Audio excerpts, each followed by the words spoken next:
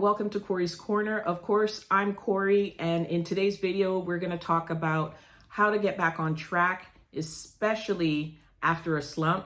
How do we reconnect with ourselves in order to not only just pick up our energy level, but to continue this marathon called life? Okay, so let's be honest. We wish that every day was perfect, right? But unfortunately, life is as such where we're going to have ebbs and flows. And I mean, that's perfectly normal. And I don't think we would even appreciate the good days if we didn't have the bad days. But here's the thing. Whenever you're experiencing a slump or you're feeling down on yourself and, things aren't working out the way you want them to, or you feel like the world is against you, one of the things that you can do is just take a step back. Now, how do we take a step back? Well, the first thing that I do for myself whenever I'm feeling like I'm down in the dumps is I go outside and I take a walk. I take a walk because this gives me the opportunity to just exit the stressful environment that I'm in, if that's the case, or just to clear my mind. Maybe I've got a lot going on and I'm overthinking certain things. And so taking a walk is one of the best ways to just reclaim that energy that you feel that you're losing. Now, I live in Montreal, so one of the best places to go take a walk is the Old Port. Now, it's a really long stretch, which is great because you can do this long stretch in about an hour or so. And that's something that I love doing. I love walking to begin with, so that's really helpful. It's a beautiful place and it's by the St. Lawrence River. I find that being by water is very calming, very soothing.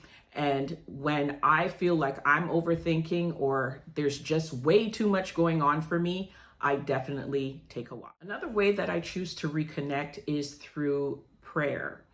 For some people, it may be through meditation. So I just want to put these two together. The reason being is with my spiritual relationship with God, I do have conversations with him where I ask these questions like, what's going on? Like, am I missing something? Why do I feel like the world is on my shoulders? But for those who may not have a relationship with God and you rely on meditation, it is equally effective in the sense that, you take that intentional time to shut all the noise off.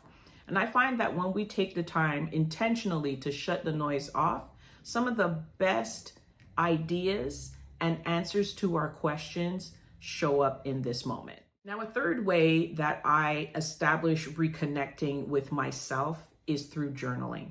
Sometimes the best ways to get that negative energy out of your system is to write it down. Write down exactly how you're feeling. How's the day going? How's even your moment going? Like, what kind of season are you having? Write all of these things down. I find that when we put pen to paper, we take the first step in releasing that negative energy. And then we leave room for great things to come in, for us to really just remember why we're blessed or why, we're going through the journey that we're going through.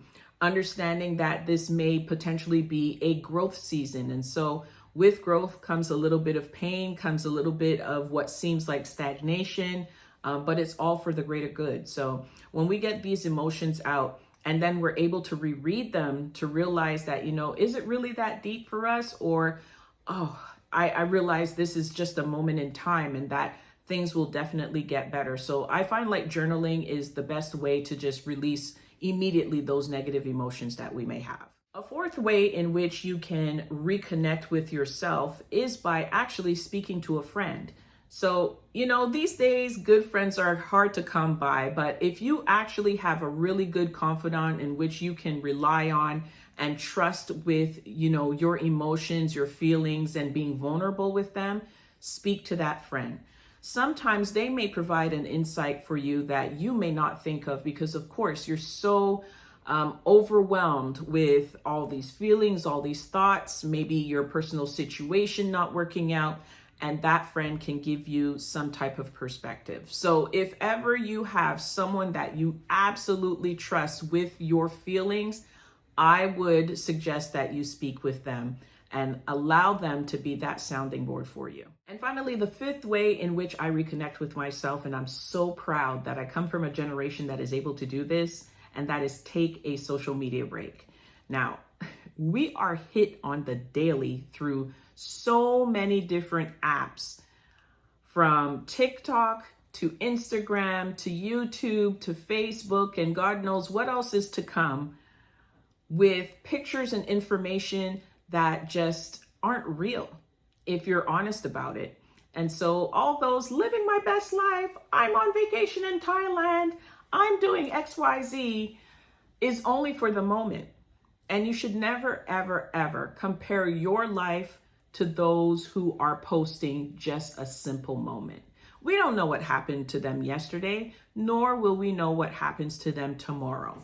So with that, if you've become a little bit overwhelmed with the scrolling and comparing your life to other people and feeling down about that, maybe it's a good idea to take a break. So I wanted to include some things to pay attention to whenever we're in this mode, because I feel like they are catalysts to why we are in the slump that we're in at the present time. So one of the first things I ask myself is, how did I get here, right? You know, there were some steps maybe that I was aware of or unaware of, but nonetheless, how did I get here? So what was I listening to? You know, what was I reading? What was I watching? Who was I talking to? What kind of environment was I putting myself in? Was I even isolating myself from people who care about me and love me? These are questions that will provide the answers as to why you're in the place that you're in. And once you find those answers, now you have created what is awareness. And with this awareness, whenever you feel like you're gonna get into another slump or that you feel disconnected from the world, you can start to easily identify what's leading you down that road and then just make that U-turn and say, you know what? I've been here before, didn't like the visit, I'm gonna go this way. So there you have it, folks. How to get back on track and reconnect with yourself after being in a slump. I hope you found these tips useful. And until next time, take care. Peace.